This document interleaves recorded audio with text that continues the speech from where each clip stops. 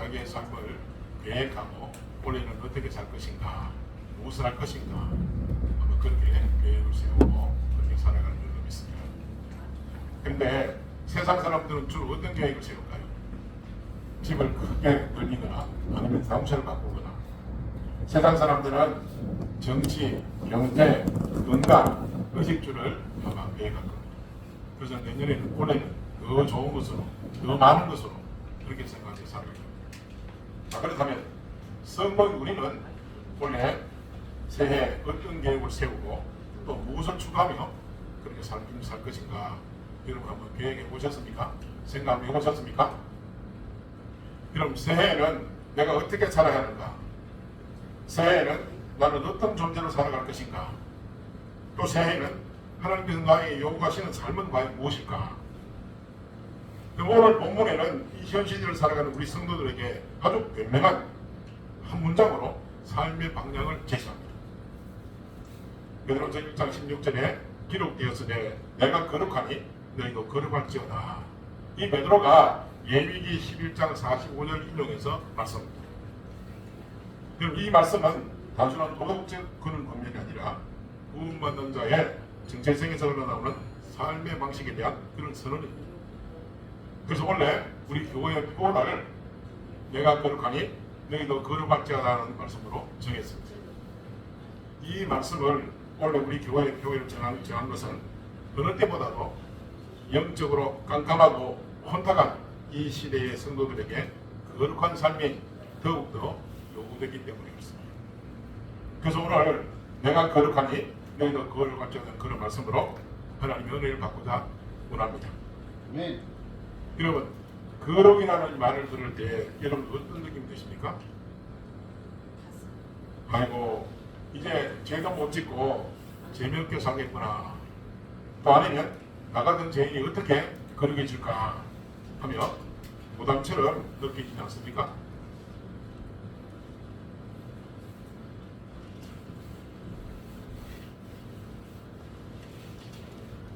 자, 그러면 여러분 거룩은 여러분 무엇이라고 생각하십니까? 여러분 거룩은 무엇을 말하는 것일까요? 그것을 한번 살펴보기를 원합니다. 여러분 국어사전을 가만히 찾아보면 거룩을 이렇게 얘기합니다. 성스럽고 위대하고 훌륭한 것이라고 그렇게 국어사전에 나와 있습니다. 일반적으로 지극히 도덕적이고 사상이 위대하고 또 그 업적이 훌륭한 것을 거룩하다고 말합니다. 그러나 성경적인 의미는 조금 다릅니다. 거룩은 구별과 분리를 의미하며 따로 놓는 것을 의미합니다. 그래서 성전은 하나님께 예배하기 위해서 구별된 그런 거룩한 집입니다. 또 성물은 하나님을 위해서 사용하기 위해서 구별된 물건입니다. 또 이 우리가 지키는 주일은 하나님께 예배하기 위한 구별된 그런 날입니다. 또 우리가 서로 성도라고 부르는데 이 성도는 하나님을 섬기기 위해서 구별된 사람들입니다. 이렇게 거룩은 단순히 도덕적인 차원을 넘어서 또 업적인 그런 차원을 넘어서 구별을 의미합니다. 그러므로 거룩은 성도의 삶의 본질에 관한 것입니다. 그래서 하나님이 없는 사람과 구별된 삶이 바로 거룩이라는 겁니다. 여러분, 하나님의 자녀들, 성도는 생각하는 것, 말하는 것, 행동하는 것이 믿지 않는 세상 사람과 달라야 합니다. 이 세상 사람들과 삶의 방식과 삶의 차원이 달라야 한다는 겁니다. 이것이 바로 성도의 구별된 삶이요. 이것이 바로 거룩이라는 겁니다. 여러분, 거룩을 가장 쉬운 말로 표현하자면 그것이 바로 하나님의 자녀다운 품격입니다. 품격. 그럼 우리가 명품옷을 입으면 행동을 조심스럽게 합니다. 혹이라도 오물이 튈까봐. 또 내가 입은 옷 때문에 내가 자세도 바르게 됩니다. 그런데 우리는 누구입니까? 하나님의 자녀입니다. 하나님의 자녀라는 최고의 명품 예수 그리스도를 입은 자로서 그 이름에 걸맞게 사는 것이 바로 거룩이라는 겁니다. 그래서 성도 여러분, 올 한 해 우리 인생의 격을 높이는 거룩의 여정을 살아가시기를 주님으로 축원합니다. 네. 자, 그러면 성도는 왜 거룩해야 합니까? 첫째, 우리 하나님께서 거룩하기 때문에 그렇다고 합니다. 레위기 11장 44절에 나는 여호와 너희 하나님이라 내가 거룩하니 너희도 몸을 구별하여 거룩하게 하고 땅에 기어다니는 것으로 인하여 스스로 더럽히지 말라 그렇게 말씀하십니다. 여호와 하나님께서 내가 거룩하다 그럼 너희도 거룩해야 된다. 스스로 몸을 더럽히지 마라 그렇게 말씀하십니다. 여러분 우리 하나님은 무한히 거룩하신 하나님이십니다. 여러분 이사야 6장에 보면 천국 예배의 모습이 나옵니다. 천국 예배의 모습은 뭔데 거기에 보면 이렇게 나옵니다. 스라들이 모시고 섰는데 각기 6나귀가 있어 그 돌로는 자기의 얼굴을 가리었고 그 돌로는 자기의 발을 가리었고 그 돌로는 날며 서로 불러 이르되 거룩하다 거룩하다 거룩하다 만군의 여호와여 그의 영광이 온 땅에 충만하도다 하더라. 아멘. 이게 바로 천국에서 예배드리는 모습입니다. 이런 만군의 여호와는 거룩하다 거룩하다 거룩하다 찬송을 받으시기 합당하신 지극히 거룩하신 하나님이십니다. 자, 두 번째 우리가 왜 거룩해야 합니까? 우리가 하나님의 자녀이기 때문에 그렇습니다. 우리는 다 하나님의 자녀입니다. 그러므로 거룩하신 하나님을 닮아서 거룩한 삶을 살아야 된다는 겁니다. 베드로전서 1장 4절에 이로써 그 보배롭고 지극히 큰 약속을 우리에게 주신 이 약속으로 말미암아 너희가 정욕 때문에 세상에서 썩어질 것을 피하여 신성한 성품에 참여하는 자가 되게 하려 하셨느니라 그렇게 말씀합니다. 하나님께서 우리를 구원하셔서 하나님의 신성한 성품에 참여하는 자가 되게 하심이라고 말씀합니다. 여러분 우리가 예수를 믿고 거듭나서 하나님의 자녀가 되면 하나님께서 우리에게 신의 성품에 거룩한 성품을 주시는 겁니다. 그러므로 성도는 이 신의 성품, 이 거룩한 하나님의 성품을 따라 거룩한 삶을 살게 된다는 겁니다. 그래서 성도 하나님의 성품을 따라 거룩하게 사는 것은 필연적인 겁니다. 해도 되고 안 해도 되는 것이 아니라 반드시 우리가 거룩한 삶을 살아야 된다는 것입니다. 여러분 자녀는 그 부분을 담는 것이 당연하지 않습니까?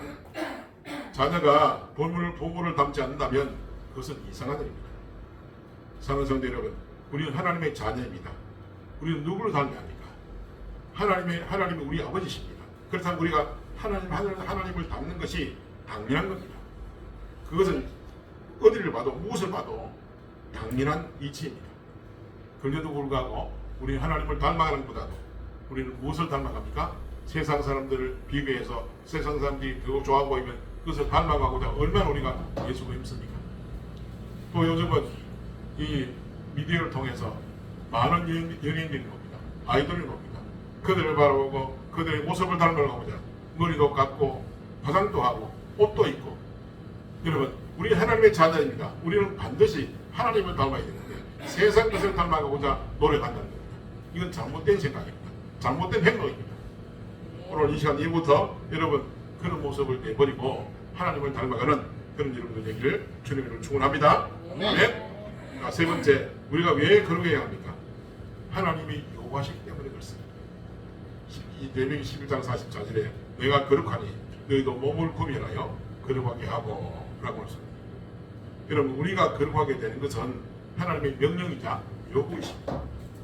그래서 이스라엘 백성을 성민하고 말씀합니다.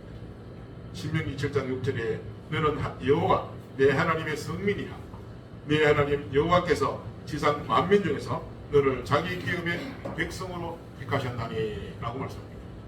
여러분 우리를 보고 성민, 여러분 성민이 뭡니까? 거룩한 물이라는 겁니다. 거룩한 백성이라는 겁니다. 거룩한 백성. 여러분 참으로 엄청나고도 귀한 이름이 아닙니까? 여러분 우리를 보고 거룩한 백성이라 성민이라 누가 불러주십니까? 하나님이 불러주신다는 겁니다. 여러분 이스라엘 백성을 성민 삼아주신 것, 성도 삼아주신 것은 정말로 하나님의 큰 은혜입니다. 이스라엘 백성을 성민으로 삼아주신 이유는 하나님께서 요구하신 의미가 있는 겁니다. 그러므로 성도로 살아야 한다는 것은 하나님에 대한 우리가 의무가 있다는 것입니다. 여러분 출애굽의 목적이 어디에 있습니까? 이스라엘 백성을 성민으로 삼아서 성민다운 거룩한 삶을 살게 하시는 것이 출애굽의 목적입니다. 여러분 신약에서도 구원받은 하나님의 자녀를 성도라고 부릅니다. 성도. 로마서 1장 7절에 로마에서 하나님의 사랑하심을 받고 성도로 부르심을 받은 모든 자에게 하나님 우리 아버지와 주 예수 그리스도로부터 은혜와 평강이 있기를 원하노라. 여러분, 예수 믿는 자들을 성도라고 합니다. 하나님께서 우리를 죄와 사망과 저주에서 구원해 내신 목적이 어디 있습니까? 우리를 성도 삼기 위해서 하나님이 우리를 구원해 주셨습니다. 여러분, 우리는 그래서 성도로서 거룩한 삶을 살아야 될 줄로 믿습니다. 아멘. 우리가 거룩하기 때문에 구원받은 것이 아니라 순전히 하나님의 은혜로 구원을 받았습니다. 그렇다면 반드시 우리는 거룩한 삶을 살아야 된다는 겁니다. 성도로서 성도다운 그런 삶을 살아야 될 줄로 믿습니다. 아멘. 그게 바로 우리 성도의 의무인 것을 여러분 깨달으시기를 바랍니다. 네 번째로 우리가 왜 거룩해야 합니까?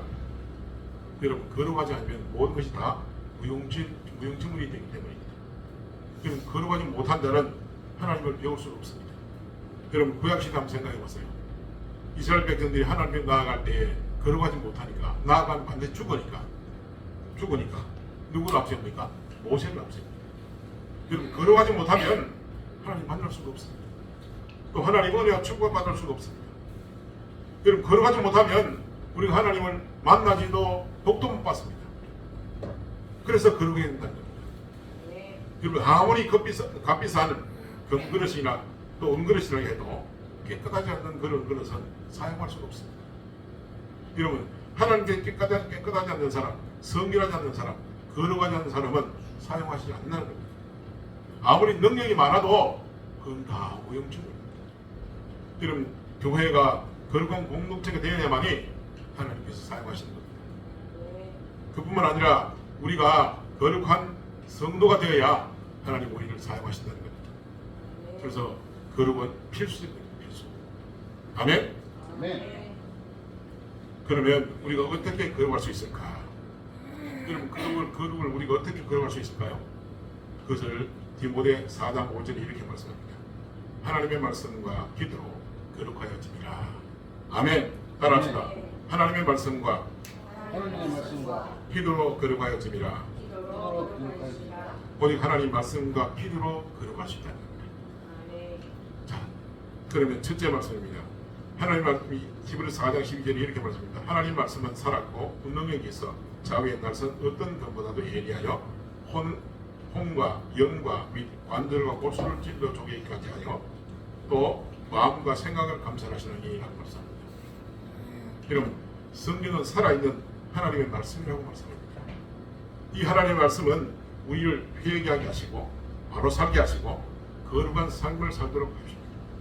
그래서 성도는 하나님 말씀을 따라서 하나님 말씀대로 살아야 될 줄로 믿습니다. 만약에 하나님 말씀을 떠나면 거룩한 삶을 살 수가 없다는 겁니다. 그래서 우리가 하나님 말씀을 듣고 읽고 묵상하고 또 완성하고 이 하나님 말씀과 늘 살아갈 때에 거룩한 삶을 살 줄로 믿습니다. 아멘. 두 번째, 어떻게 하면 우리가 거룩해 줄 수 있을까? 기도입니다. 그러면 우리의 죄를 자백하는 기도를 할 때 우리가 거룩해집니다. 요한일서 1장 5절에 이렇게 말씀합니다. 만일 우리가 우리 죄를 자백하면 그는 미쁘시고 의로우사 우리 죄를 사하시며 우리를 모든 불의에서 깨끗하게 하실 것이요. 아멘. 아멘. 여러분, 우리의 죄를 자백한다는 것은 회개 기도를 의미합니다. 기도하면서 죄를 자백하면 모든 불의에서 우리를 깨끗하게 거룩하게 해주신다는 것입니다. 여러분, 기도할 때 성령께서 오셔서 거룩한 삶을 살 수 있도록 우리를 도와주십니다. 여러분, 인간의 의지나 노력으로는 결코 거룩한 삶을 살 수가 없습니다. 아무리 자기가 거룩한 자더라도 거룩할 수 없다는 겁니다. 오직 하나님 말씀과 기도만이 거룩해 주신다는 겁니다. 아멘. 여러분, 보혜사 성령께서 우리를 도와주십니다. 우리를 거룩하도록 그렇게 살도록 우리를 인도해 주십니다. 성령께서 우리의 기도 생활을 도와주시고 우리의 성결 생활을 도와주시는 겁니다. 그래서 성도가 기도하지 않으면 절대로 거룩한 삶을 살 수가 없습니다. 여러분, 2026년도는 여러분 기도 시간을 많이 늘리시길 바랍니다. 특별히 여러분 자신을 돌아보고 여러분을 성찰하는 그런 기도를 많이 하시기 바랍니다. 그럴 때마다 여러분 조금씩 거룩해지는 겁니다. 아멘. 그리고 결국은 하나님을 닮아가는 겁니다. 조금씩 하나님을 닮아가는 겁니다. 그럼 더 열심히 여러분 뜨겁게 기도하시고, 그럼 뜨겁게 기도할 때 성령께서 충만하게 임하실 줄로 믿습니다. 아멘. 그럼 우리는 성령 충만하면 모든 것을 다 이룰 수 있습니다. 아멘. 성령 충만하면 우리가 거룩한 삶을 살 줄로 믿습니다. 아멘. 아멘. 사랑하는 여러분, 오늘 이 시대에 이 사회가 그리스도인의 거룩한 삶을 요구하고 있습니다. 여러분, 이 사회가 얼마나 부패했습니까? 도덕과 윤리가 완전히 땅에 떨어진 얼마나 부도덕하고 부정직한 사회가 됐습니다. 여러분, 어제 뉴스에 나왔는데 어제 미국에서 베네수엘라를 공격했습니다. 그리고 대통령 마두로를 완전히 생포해가지고 찾아갔습니다. 이런 베네수엘라가 세계 석유 매장의 1위라고 합니다. 그럼 그러면 얼마나 국민들이 참 편안하게, 얼마나 행복하게 살 수 있겠습니까? 물질적으로 얼마나 풍성하게 살 수 있겠습니까? 그런데 지도한 사람이 잘못 들어가지고 그 전에 차베스라는 대통령이 들어왔습니다. 그 대통령이 좌파 대통령이 들어가지고 나라를 완전히 말아먹었습니다. 심지어 라면 하나에 10,000원씩. 그럼 완전히 나라가 망해가지고 국가에서 배급해주는 배급제를 가지고 있어요. 국민의 재산은 아무것도 없습니다. 전부 다 정치인들이 다 그 재산을 가지고 마음껏 운영하는 겁니다. 그러다가 장기 18년 정도 장기집권 하는 분이 있는데, 장기집권 하다가 결국에 국민에서 추출됐는데, 그 뒤에도 세워진 대통령이 바로 좌파 대통령. 그들은 자기 면만 배우는 겁니다. 그리고 그들이 계속해서 그렇게 군림할 수 있었던 것은 이 선거를 부정해가지고, 선거를 조작해가지고 계속해서 군림했던 겁니다. 이 부정선거가 세계 여러 나라에 수출이 되고, 또 그들로 인해 가지고 서로 협력하게 되고, 결국 세계를 말아먹는 그런 일들을 베네수엘라에서 이뤘습니다. 그래서 아마 미국이 그 대통령을 잡아간 것 같습니다. 여러분, 우리나라에도 우리가 참 입을 열어서 말하지 못하지만 우리나라에도 그런 일들이 있지 않겠습니까? 여러분, 이렇게 부정직한 사회가 되면 누가 힘들어집니까? 국민들이 힘들어집니다. 여러분, 이 바닷물은 3에서 5%의 염분만 있으면 정결해지는 자정 능력이 있다고 합니다. 근데 이 땅에 20% 가까운 크리스찬이 살고 있는데, 과연 크리스찬들은 무엇을 하고 있는지 모르겠습니다. 여러분, 그리스도인들이 세상의 빛과 소금의 역할을 제대로 못하고 있기 때문에 이 사회가 부패해지고 부도덕해지고 윤리가 땅에 떨어지고 그런 사회가 되지 않겠습니까? 그래서 거룩하지 못한 신자는 아무리 많아도 쓸모가 없는 겁니다. 여러분, 이 우리나라 국민의 20%가 그리스도인입니다. 그렇다면 2%만 정말 잘 살아도, 10분의 1만 잘 살아도 세상은 바뀔 겁니다. 그럼 거기에 우리가 포함되어야 되지 않겠습니까? 아멘. 그래서 우리는 거룩한 삶을 살아야 될 줄로 믿습니다. 아멘. 아멘. 하나님께서 우리에게 요구하시기를 내가 거룩하니 너희도 거룩할지어다 라고 하나님께서 우리에게 요구하고 계십니다. 그래서 이 성도의 거룩한 삶은 오늘 우리 사회에도 요구가 된다는 겁니다. 우리 사회에 필요하다는 겁니다. 여러분, 우리 그리스도인들이 정말로 거룩하게 살면 이 사회가 변화될 줄로 믿습니다. 아멘. 땅에 떨어진 이 윤리가, 도덕이 새로이 회복될 줄로 믿습니다. 아멘. 아멘. 자, 그러면 우리가 어떻게 거룩한 삶을 살아야 되는지 오늘 본문을 살펴보겠습니다. 여러분, 오늘 본문 베드로전서는 로마 제국 아래에서 살아가던 흩어진 성도들에게 전한 편지입니다.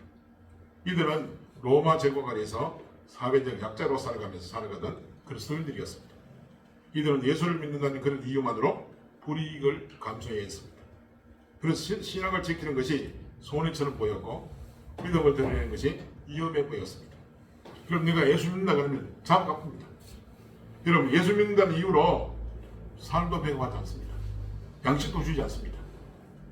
여러분, 그런 이 핍박을 받는 그 시대에 많은 유혹이 들어옵니다.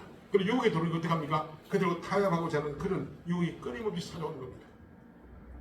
여러분, 신앙을 포기해야 내가 사는데 신앙을 포기하면 어떻게 됩니까? 신앙을 포기하면 결국에 지옥으로 영원히 멸망당합니다. 그래서 그런 유혹으로 말미암아 신앙을 포기하고 싶은 만큼 버거운 그런 현실을 마주했던 그런 시대입니다. 자, 이런 상황에서 베드로는 성도들에게 야, 조금만 참아라. 형편이 나가질 거야. 그렇게 말하지 않았습니다. 베드로는 오늘 베드로전서 2장 9절에 이렇게 말씀합니다. 그러나 너희는 택하신 족속이요 왕같은 제사장들이요 거룩한 나라요 그의 소유가 된 백성이니 이는 너희를 어두운 데서 불러내어 그의 기이한 빛에 들어가게 하신 이의 아름다운 덕을 선포하게 하였습니다. 아멘. 너희는 택하신 족속이나 왕같은 제사장들이요 거룩한 나라다. 그리고 그의 소유된 백성이다. 그가 누굽니까? 하나님의 백성이다. 하나님의 백성. 그래서 오늘 본문으로 이어집니다. 내가 거룩하니 너희도 거룩할지어다. 여러분, 정체성이 분명한 사람은 삶의 방향도 분명히 나갑니다. 여러분, 우리의 정체성이 뭡니까? 하나님의 백성입니다. 여러분, 정체성은 내가 누구다라고 말하는 게 아닙니다. 상대방이, 다른 사람이 내가 누군가를 얘기하는 거예요. 여러분, 내가 나를 지은 게 아닙니다. 하나님이 우리를 지으셨습니다. 그럼 지으신 하나님이 너는 누구다 할 때 그게 바로 정체성이라는 겁니다. 하나님 우리를 보고 뭐라 그럽니까? 성도라 부르시고, 하나님 우리를 보고 뭐라 그럽니까? 너는 나의 자녀다 부르시고, 너는 나의 백성이다 부르시고. 그게 바로 우리의 정체성입니다. 여러분, 근데 우리가 정체성을 잃어버리면 어떻게 됩니까? 소금이 맛을 잃으면 어떻게 됩니까? 발에 밟히고. 그럼 지금 우리 그리스도인들이 이 정체성을 잃어버리고 산다는 걸 잃어버리고 이 정체성을 회복해야 됩니다. 우리가 거룩한 백성, 거룩한 백성. 우리가 거룩한 성도. 이 정체성을 잃어버리니까 세상이 이렇게 부패되고 세상이 이렇게 부도덕한 사회가 됐다는 겁니다. 누구 책임입니까? 바로 저와 여러분의 책임. 그래서 오늘 본문에 13절에 이렇게 얘기합니다. 그러므로 너희 마음의 허리를 동이고 건실하여. 오늘 본문에 나오는 이 말씀은 너희 마음의 허리를 동이고, 허리가 있는데 마음의 허리를 동이고 라고 얘기합니다. 그럼 그 마음의 허리를 동이라는 이 표현은 과연 뭘까요? 그럼 당시 사람들이 긴 옷자락을 입고 그것을 일할 때마다 묶어서 일합니다. 전쟁할 때도 묶어서 있는데 그런 모습에서 나온 말입니다. 이것을 영적으로 우리가 풀이하자면, 우리가 적용시키면 어떤 말씀입니까? 너희 생각을 풀어놓은 데 다니지 말라는 겁니다. 너희 생각을 온데 흩어지게 만들지 말라는 겁니다. 그럼 우리는 어떻습니까? 우리 눈에 보이는 것대로 우리가 생각이 들어옵니다. 세상을 바라보는 것마다 그 세상에 있는 일이 우리 눈에 들어옵니다. 그런 생각을 흩어지게 하지 말아야 합니다. 그렇게 살지 말고 오직 마음을 정돈하고 영적으로 깨어있으라는 그 말씀입니다. 여러분, 마음을 동이라, 마음의 허리를 동이라. 여러분, 영적으로 마음을 여러분 영적으로 깨어있으라는 그런 뜻입니다. 여러분, 거룩은 감정의 문제가 아닙니다. 거룩은 어떤 문제일까요? 태도의 문제입니다. 여러분, 우리가 예배를 드리는데 하나님을 바라보고 하나님께 나아가는 그런 마음가짐이 있는데 우리가 다른데 마음을 뺏기고 생각을 뺏기면 어떻게 됩니까? 예배를 옳은 예배를 드리지 못하는 겁니다. 영과 진리로 예배할지니라 했는데 우리가 영과 진리로 예배하지 못하는 겁니다. 여러분, 다른 데 마음을 뺏기면, 다른 데 눈을 돌리면 결국 예배의 실패자가 됩니다. 예배의 실패자가 되면 인생의 실패자가 되는 겁니다. 여러분 인생의 실패자가 되기를 원합니까? 아니면 성공자가 되기를 원합니까? 그렇다면 예배의 성공을 하시기를 주님으로 축원합니다. 아멘. 아멘. 여러분, 우리가 한 해를 살아가면서 무엇을 생각하고 무엇의 마음을 뺏기신가 분명히 해야 합니다. 여러분, 오직 예수 그리스도를 생각하고 예수 그리스도의 마음을 뺏기시기를 주님의 이름으로 축원합니다. 아멘. 아멘. 어떤 유명한 건축가가 있었습니다. 그 성도님이 아침에, 매일 아침에 출근 전에 현관문 앞에서 1분 동안 기도를 합니다. 마음의 허리띠를 매는 기도를 합니다. 여러분, 그분이 어떤 기도를 했는지 아십니까? 하나님, 오늘 제가 만나는 사람들에게 제 혈기가 아니라 제 생각이 아니라 하나님의 온유함이 나가게 하시고 돈의 어떤 유혹 앞에서도 마음이 뺏기지 않도록 도와주세요 라고 기도했습니다. 이 짧은 아침의 기도가 그를 그 업계에서 가장 신뢰받는 거룩한 경력이 되었습니다. 네. 여러분, 우리도 올 이 새해에 아침 눈 뜨자마자 손이 어디로 갑니까? 폰에 갑니다. 또 필면 뭡니까? 뉴스나 유튜브를 봅니다. 그걸 보기 전에 여러분, 마음의 허리를 동이시기를 주님으로 축원합니다. 네. 아멘. 마음의 허리를 동인다는 건 뭡니까? 말씀으로 여러분 마음을 매시기를 동네 매기를 주님을 선포합니다. 먼저 말씀을 먼저 보시기 바랍니다. 아멘. 그 말씀을 볼 때 말씀이 나를 하루 동안 지배하고 이끌어 가는 겁니다. 아멘. 아멘. 자, 14절 말씀 우리 함께 보겠습니다. 14절 시작. 너희가 순종하는 자식처럼 전에 알지 못할 때에 말하던 너희 사역을 받지 말고. 전 베드로는 성도의 과거를 부정하지 않지만 그 과거에 눈물로 삼지 말라고 말을 하겠습니다. 거룩은 새 옷을 입는 것입니다. 자, 그러려면 먼저 무엇을 해야 됩니까? 새 옷을 입으면 무엇을 해야 됩니까? 헌 옷을 벗어버려요. 헌 옷을. 그렇지 않습니까? 여러분 아무리 좋은 새 옷도 헌 옷에 입으면 볼품이 안 납니다. 그러니까 헌 옷을 벗어버려야 됩니다. 자, 여기서 말하는 이 사욕은 거창한 죄가 아닙니다. 이 사욕이라는 게 뭐냐면 남들 다 하는 건데 뭐 어때? 아니면 타협했던 정직하지 못했던 관행, 또 습관적인 응답, 쉽게 내리는 짜증 같은 것들이 바로 이 사욕입니다. 그는 집사님이 새해를 맞아서 거룩한 언어를 사용하기로 결심했습니다. 이분이 평소 자녀들에게 어떻게 합니까? 아이고 지혜입 닮았다고. 지금 누구 닮았어? 지금 누구 닮아 그 모양이지? 그런 말을 입에 달고 있었습니다. 그래서 이제 올해부터는 이 기도하는 가운데 하나님께서 그 기뻐하지 않는 그것이 사역이라는 깨달아가지고 올해부터는 대신 이렇게 얘기하는 자녀를 바라봅니다. 하나님이 너를 보배롭게 여기신단다. 하나님께서 너를 보배롭게 여긴다. 그런 말을 축복을 했습니다. 그런 언어로 그런 언어를 축복의 말을 했던 겁니다. 처음에는 어색했지만 1년 뒤에 그 가정에 비난 대신에 웃음꽃을 피웠습니다. 이것이 바로 가정에서 실천하는 걸음입니다. 그럼 우리 인생의 가방에 담긴 낡은 습관, 또 관습 이런 것들을 오늘 이 시간에 내려놓기를 주님으로 축원합니다. 네. 아멘. 15절에 보니까 오직 너희를 부르신 거룩하신 이처럼 너희도 모든 형실에 거룩한 자가 되라 말씀합니다. 여러분 여기서 거룩의 기준이 분명히 제시됩니다. 여러분 거룩의 기준이 누굽니까? 바로 하나님입니다. 우리 자신이 다른 사람이 거룩의 기준이 되는 게 아니라 하나님 자신이 거룩의 기준이 됩니다. 여러분 거룩은 남보다 나은 상태가 아니라 하나님을 닮아가는 그런 방향성입니다. 거룩은 교회 안에서의 종교적인 행위가 아니라 시장에서 운전대 앞에서 또 가정에서 또 일가 친척들 앞에서 내가 나타내는 삶의 태도입니다. 여러분 우리가 다른 사람 비교해가지고 다른 사람에게 잘 보이려고 우리가 그런 이런 말을 할 때 그보다도 내 안에 계시는 하나님께 우리가 잘 보여야 합니다. 그래서 우리가 말 한마디 행동 하나 조심스럽게 될 줄로 믿습니다. 네. 그럼 우리는 본능적으로 나도 모르게 하는 행동들이 있습니다. 하는 말들이 있습니다. 그럼 그것은요 결코 좋은 일이 아닙니다.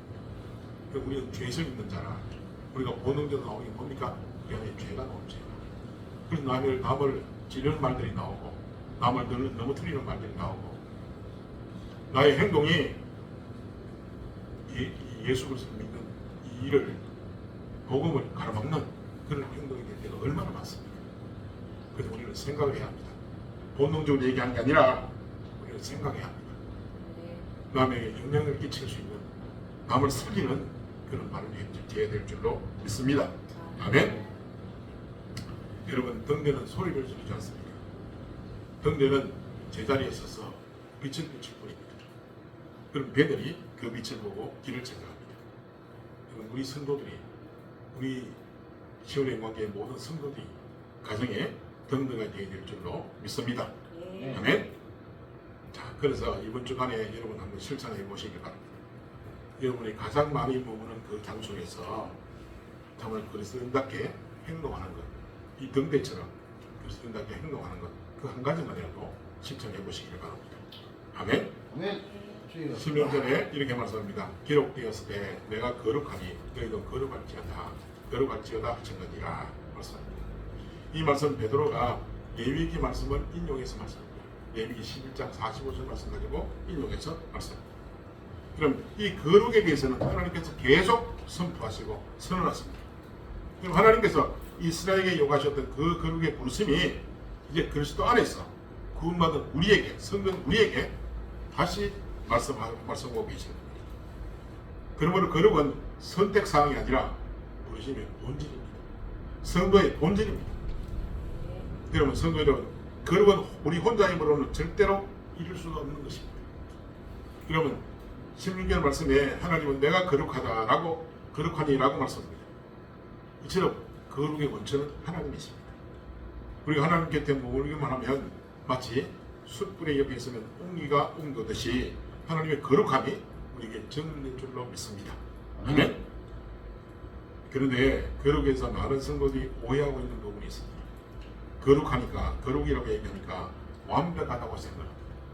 또 거룩하다고 생각하니까 실수가 없는 삶이라고 생각합니다.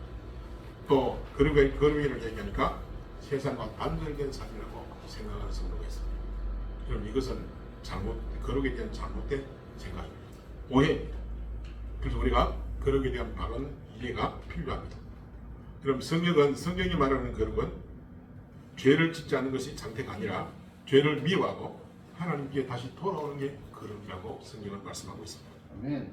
세상을 떠나는 것이 아니라 세상 한가운데서 하나님께 속한 사람으로 살아가라는 겁니다. 여러분, 우리는 세상에 속한 사람입니다. 세상을 벗어나서는 살 수가 없습니다. 이 세상에 속한 사람이지만 세상 속에서 누구에게 속한 사람? 세상에 속하지 않고 하나님께 속한 사람으로 살아가는 겁니다. 여기가 바로 거룩이라는 겁니다. 그렇다면 여러분, 이 한 주간 여러분 세상 속에서 정말 하나님의 사람으로 하나님 백성으로서 성도로서 그렇게 살아가시기를 주님으로 축원합니다. 아멘. 아멘. 다섯 번째, 그러면 성경에 나오는 인물들 가운데 거룩의 삶, 신앙의 선비들이 있는데 그 선비들의 삶을 본받기를 바랍니다. 자, 첫째로 창세기 39장에 요셉이라는 사람이 나옵니다. 이 요셉은 참 야곱의 11번째 아들로 태어났습니다. 야곱에게 사랑을 많이 받은 사람입니다. 그런데 너무 사랑을 많이 받아서 형들의 시기 때문에 결국에 애굽의 종으로 팔려갔습니다. 그럼 애굽의 종으로 팔려가서 애굽의 그 주인이 보니발을 볼 때 이 요셉이 어떤 사람이었습니까? 하는 행동을 보니까, 하는 삶을 보니까, 그 사람의 말이나 행동이나 태도를 보니까 하나님이 함께 하신다는 사람을 느낀 겁니다. 그래서 요셉이 하는 모든 일에 하나님 형통케 하신 겁니다. 그 하나님 형통케 하심으로 해가 보디발의 집이 큰 부자가 되었습니다. 그런데 그때 보디발의 아내가 이 요셉을 유혹하는 겁니다. 이 요셉이 유혹의 자리에서 무엇을 선택했느냐? 거룩을 선택한 겁니다. 요셉은 보디발의 아내의 유혹 앞에서 이렇게 말합니다. 창세기 39장 9절에 내가 어찌 이 큰 악을 행하여 하나님께 죄를 지으니까. 여러분, 하나님께 죄 짓는 것이 거룩을 버리는 겁니다. 죄를 짓지 않는 것이 바로 거룩을 지키는 일입니다. 요셉의 선택은 소원이처럼 보였습니다. 이 일 때문에 요셉이 어디에 갇혔습니까? 감옥에 갇혔습니다. 그러나 그 거룩한 선택이 바로 하나님 마음의 문을 여는 열쇠가 되었습니다. 여러분, 거룩은 눈앞의 이익보다도 하나님 마음을 먼저 선택하는 것이 거룩입니다. 여러분, 그렇게 선택하시길 주님을 축원합니다. 아멘. 두 번째, 다니엘이 있습니다. 그럼 다니엘은 일상의 자리에서 거룩을 선택했습니다. 그럼 다니엘은 왕의 진미를 거절했습니다. 다니엘서 1장 8절에 다니엘은 뜻을 정하여 왕의 음식과 그가 마시는 포도주로 자기를 더럽히지 아니하리라 하고 자기를 더럽히지 아니하도록 환관장에 구하니. 그럼 이 왕의 진미가 뭐냐면 제사에서 드리는 음식입니다. 그러니까 이 다니엘이 그것을 물리칩니다. 자기는 고기를 먹지 않고 이 나물만 먹었습니다. 다니엘은 작은 식탁에 선택했지만 그는 하나님 앞에서 자신을 구별하는 그런 고백이었습니다. 지금 이 거룩은 그 작은 사건보다도 반복되는 일상의 제 작은 선택입니다. 우리가 살아가는 일상 속에서 참으로 일상 속에서도 우리가 이 거룩을 선택해야 될 줄로 믿습니다. 세 번째로 이사야 선배 이사야입니다. 이사야는 하나님을 만난 후에 거룩해졌습니다. 이사야는 하나님의 거룩하심을 보고 외칩니다. 이사야 6장 5절에 그때 내가 말하되 바로다 내가 나여 망하게 되었도다. 나는 입술이 부정한 사람이요 나는 입술이 부정한 백성 중에 거주하면서 만군의 여호와이신 왕을 배웠음이로다 하였더라. 아멘. 아멘. 여러분 거룩하신 하나님 만난 이 사람은 자기를 포장하지 않고 변화되기를 갈망했습니다. 그래서 하나님을 만남으로 이 사회가 거룩한 백성이 되었습니다. 사랑하는 성도 여러분, 원래 하나님을 날마다 시간마다 만나는 여러분들이 다 되기를 주님을 축원합니다. 아멘. 아멘. 자, 그러면 우리가 올해 살아가면서 그리고 어떻게 실천할까? 여러분 세 가지로 여러분에게 말씀드리겠습니다. 여러분 생각의 영역에서 거룩을 선택하시기 바랍니다. 무엇을 자주 보고 무엇을 반복해서 생각하는지 점검해서 하나님의 말씀을 선택하시기 바랍니다. 두 번째로 관계 영역에서 거룩을 선택하시기 바랍니다. 여러분 관계 영역에서 우리의 말과 태도가 중요합니다. 그래서 용서와 판단의 자리에서 하나님의 성품인 거룩을 선택하시길 바랍니다. 세 번째로 일상의 선택에서 거룩을 선택하시길 바랍니다. 아무도 보지 않는 자리에서 하나님을 향한 작은 결정의 순간이 한 해의 방향을 만듭니다. 사랑하는 여러분, 거룩은 짐이 아니라 은혜의 열매입니다. 하나님 우리에게 거룩하라고 명령하시기 전에 먼저 우리를 거룩한 줄로 불러주셨습니다. 그래서 이 거룩은 우리를 얻기 위한 조건이 아니라 구원을 얻기 위한 조건이 아니라 구원받은 사람이 자연스럽게 걸어가는 것이 바로 거룩입니다. 말씀 마무리합니다. 사랑하는 성도 여러분, 2026년 한 해 완벽해지려고 예서기보다도 하나님께 더 가까이 가려고 위해서는 저와 이름이 되기를 주님을 축원합니다.